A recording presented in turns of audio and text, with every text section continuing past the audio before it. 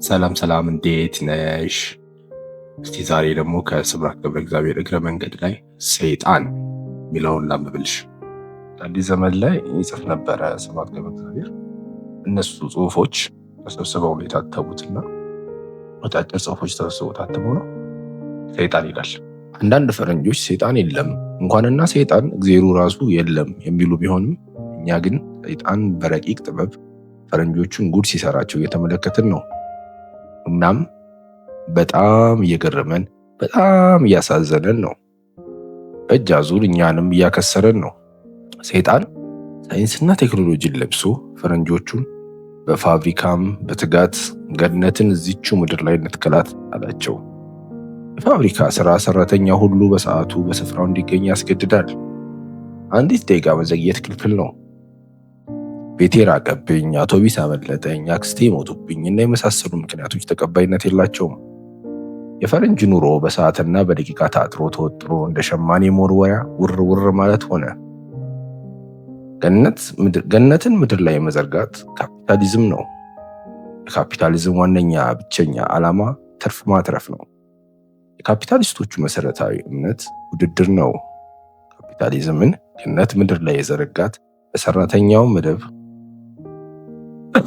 ካፒታሊዝም ገነትን ምድር ላይ የዘረጋት በሰራተኛው መደብ ላብና መስዋዕት ነው። በቀን 18 ሰዓት ሙሉ እየሰሩ ደሞዛቸው ግን ትንሽ ከመሆኑ የተነሳ ልጃቸውን ማሳደግ እንኳን የተሳናቸው ልጆቹም ሙሉ የፋብሪካ ሰራተኛ ሆነው ተቀጥረው በቀን 12 ሰዓት እየሰሩ መናኛ ገንዘብ ይቀበሉ ነበር። አንድ የ6 ዓመት ልጅ በቀን 12 ሰዓት ሙሉ ይሰራ እንደነበር ተዘግቦ ይገኛል። በዚህ ላይ አንዳንዱ አይነት ስራ ለጤና ጠንቅ የሆነ የከሰል ማዕድን ነው። የጥጥ ልብስ ፋብሪካ ሰራተኞች በዛችው በመናኛ ደሞዝ ለጥቂት ዓመታት ከሰሩ በኋላ ሳምባቸው ይታመማሉ፣ ከስራ ይባረራሉ። ጥቂት ወራት ወይ ዓመታት ከተሰቃዩ በኋላም ይሞታሉ። በተጨማሪ ማዕድን ሰራተኞች ቀን የጎደለባቸው ዕለት መሬት ይደረመስና ይጨፈልቃቸዋል። ልጆቻቸው ሜዳ ፈሰው ይቀራሉ። ድሃ ደግሞ ልጅ አከታትሎ ሲወልድ ለነገ አይልም።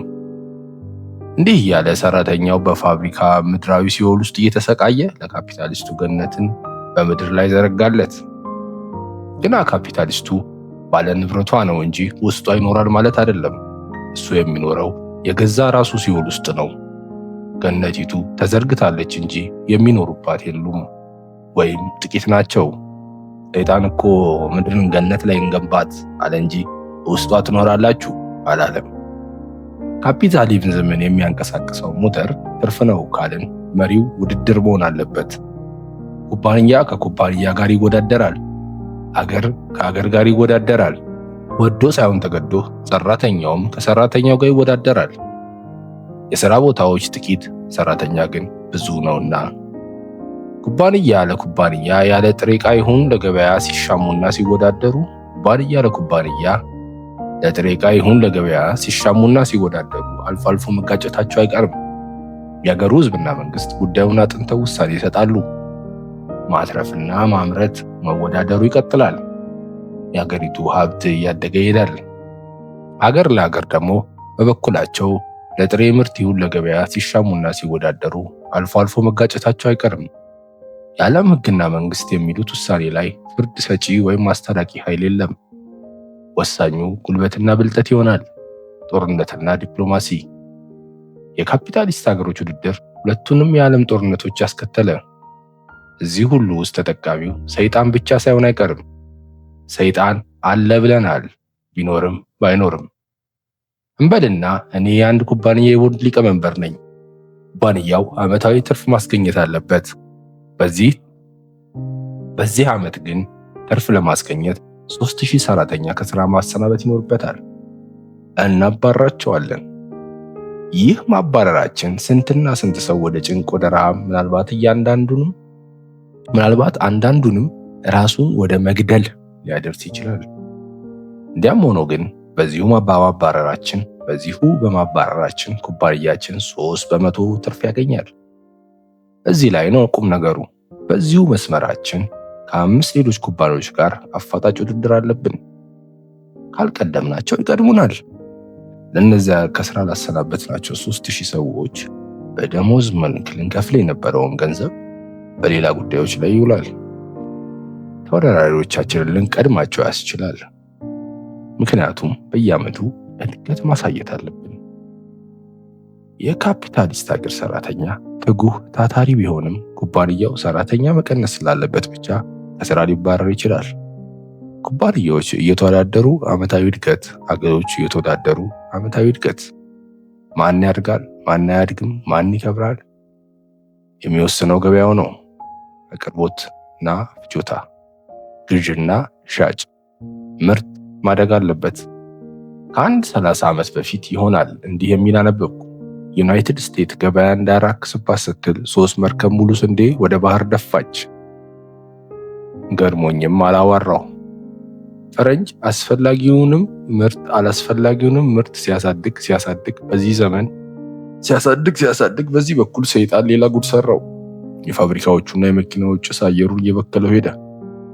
ከተማዎቹ እንደ ጭጋግ የመሰለ ጠቆር ያለ ነገር መልበስ አመጡ። አሁንም ከአንድ 30 ዓመት በፊት እንደተገመተው ኒውዮርክ ከተማ ውስጥ የሚኖር ሰው አየሩን በመተንፈሱ ብቻ በሳምባው ላይ የሚደርሰው ጉዳት በቀን 3 ፓኬት ሲጋራ እንዳጨሰ ያህል ነበር። በአሁኑ ጊዜ የሜክሲኮ ከተማ ነዋሪዎች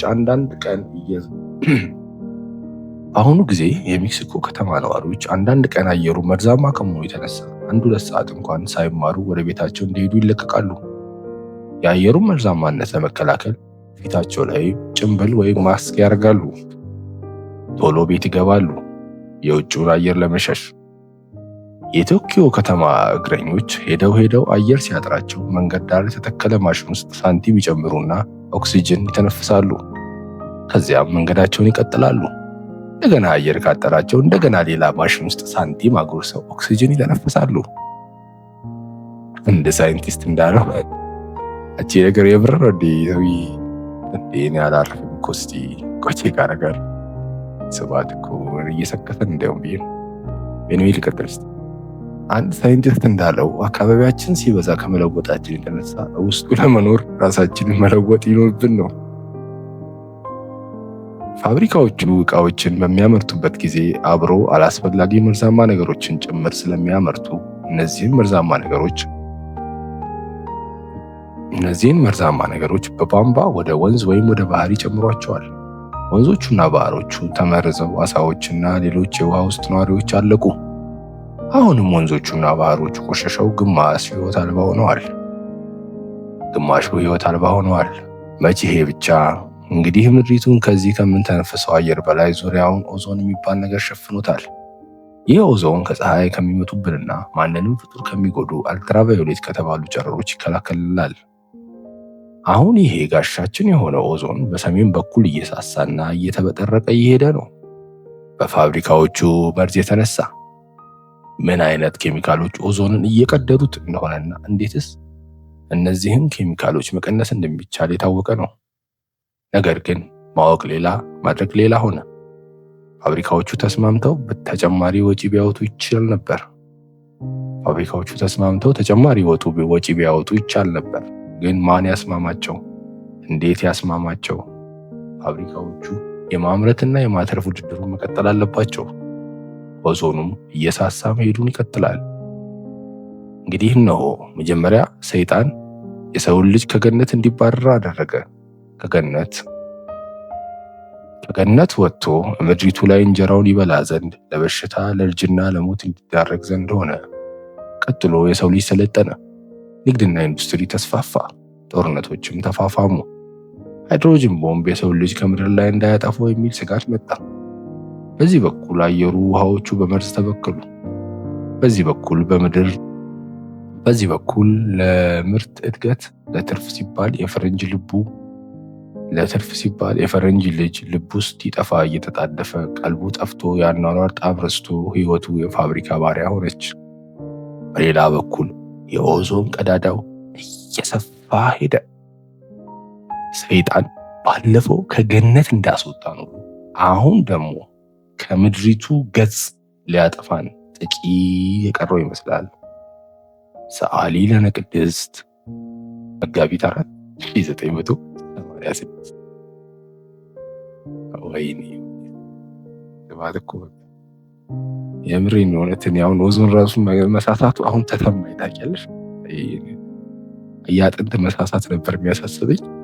አሁን የኦዞን መሳሳት 1986 ስለ ኦዞን መሳሳት እያወራን ነው እንግዲህ ላይክ ስንት ዓመት በፊት ነው? 96 2006 2016 18 አይደለም? ኦ ማይ ጋድ 30 years back ማለት ነው። የኦዞን ያኔ ጀምሮ እንግዲህ እየሳሳ ከመጣ አሁን ምኑ ቀረ ብለሽ ነው? ያኔ ሳሳ ነው። አሁን ለነገሩ ተቀዷል ነው የሚባለው፣ ሳሳ ሳይሆን። ኤኒዌይስ ይህን ይመስላል እንግዲህ ሰይጣን በሚል ርዕስ ጋሽ ስብሐት በ1986 አዲስ ዘመን ጋዜጣ ላይ የጻፈው እና ለእውቀትሽ ለአንክሮት ለተዘክሮ ይሆንሽ ዘንድ ይህን ያለ ከጣልኩብሽ ይበቃሻል። ሌላ ጊዜ ደግሞ የሚረባ ነገር የማይረባም ቢረባም ብቻ የሆነ በቃ ምን አንቺ እኔ ሰጥቶሽ መቀበል ነው። ምን ረባ የራሴ ጉዳይ። ቻው።